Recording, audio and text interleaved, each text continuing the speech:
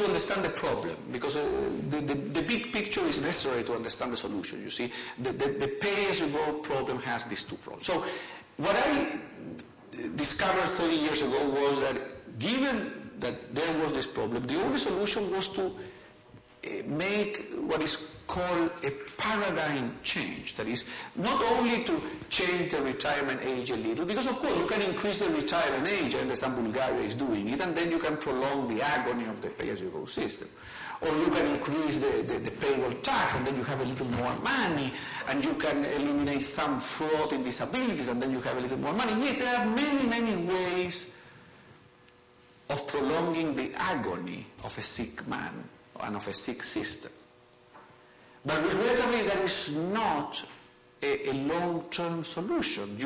What you are doing is simply leaving the problem for the next government, the next minister, the next president. So I had the chance 30 years ago of being Minister of Labor and Pensions of Chile, and I discovered that we had this huge problem.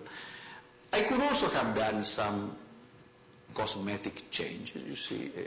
With cosmetics you can change things a little, you can prolong the agony of a system, but it would be highly irresponsible to do that, because you are not doing what is correct, but you are simply doing what is easy.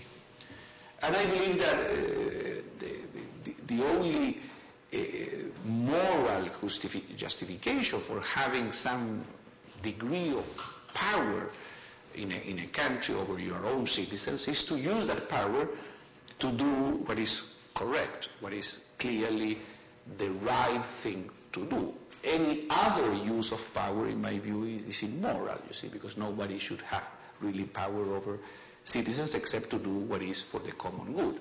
So I believe that if you found a problem like this, you should try to go to the roots of the problem. So what we did in Chile was, if the flaw of the pay-as-you-go system, of the Bismarck and pay-as-you-go system, it was a defined benefit system, cutting the link between contributions and benefits.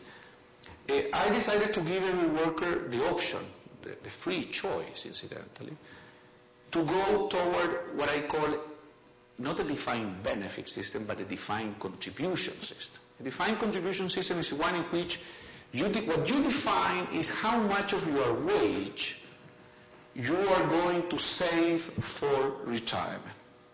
In the Chilean system, it is 10% of wage. I understand in the Bulgarian universal system is 5% of wage now. Anyway, the number can be different, of course, in different countries. But what you are setting is the contribution. You are saying, if you want to live in old age with your own effort and not with the effort of your neighbor or your half-slave, in the case of Germany, you have to save. This is not nuclear physics, you see. If you want to buy a house, you have to save. If you want to buy a bicycle, you have to save. If you want to invite a lady to a restaurant, you have to save. So I have not discovered anything important, really. I have just set up a system so that the workers, common workers, humble workers, can save in a safely way and in an honest way and in a transparent way for retirement. So I said, instead of this Bismarckian artificial system, because it's really artificial, this pay-as-you-go, where you depend on the promises of governments and on the ability of those governments to fulfill those promises, instead of that, I will create a system for saving for retirement. And what I will define is the contribution. So we chose 10%. It could have been 9% or 11%, but we chose 10% defined contribution. So every worker saves every month 10% of their wage, much, much lower than what they pay today in pay-as-you-go system in most countries of the world. They generally pay 20 to 30% in most countries of the world. So I proved that with only 10% of the wage, if you begin saving, of course, in your young age, at 21, 22, 23, when you begin working, and you save 10% every month until 65, you will accumulate so much money in your account because you will add 10% of your wage for 45 years or 40 years.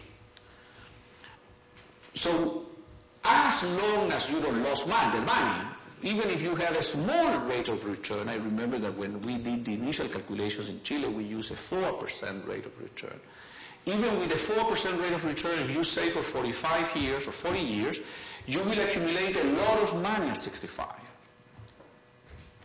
So every worker at 65 will have a huge retirement fund that will be his own property. And at that moment, then, the worker doesn't have to look at the government and see whether there is a budget surplus or a budget deficit, whether the parting power is a good parting power or a bad parting power. No, this is called security in retirement. You cannot be secure when you have to look at the political process to give them a benefit. That is very insecure, really. I wouldn't like my retirement to be defined by politicians, even though they are nice people, whatever. Generally they are not, but anyway, even if they are nice, why my retirement should be defined by the political system? I prefer to have my retirement based on my own saving during my working life. After all, I am paying anyway that money every month. And therefore, at 65, the worker can transform that capital into what is called an annuity or a pension for life. And that is done in an insurance company. Insurance companies have been for 10 centuries doing this. For the rich people have always accumulated money and buy life insurance. So this is no news to the 1% richest people of every country. But never the common worker has had the opportunity of accumulating money and buying at 65 a life insurance with their own money. So basically this is an extension to all the workers of a country of the possibility to save, to accumulate financial capital, to have ownership of financial capital that workers in history have never had, and to retire with dignity with their own money. Now, of course, we know that some people may not save for 45 years, or some people may be unemployed. Therefore, we define what we call a safety net. So the very poor, or the poor, are totally guaranteed that the government, with general tax revenues, not with a pay-as-you-go system, we abolish the pay-as-you-go system. We bury Bismarck, you see, deep down into the earth, because he did very bad things also in other fronts, incidentally. But anyway, we eliminated the Bismarckian system, and we created the system of personal retirement accounts with a safety net. And the safety net is defined by the political process according to the level of taxes of the country. For example, we in Chile, the only change that the government has done now important is that it has raised the safety net because the country today has a budget surplus. We produce copper, the copper price is very high, so the country is in a very good fiscal situation. So by unanimous vote of the Chilean Congress, we have increased somewhat the safety net, and everyone agrees that if you can increase the safety net, you increase it. But that applies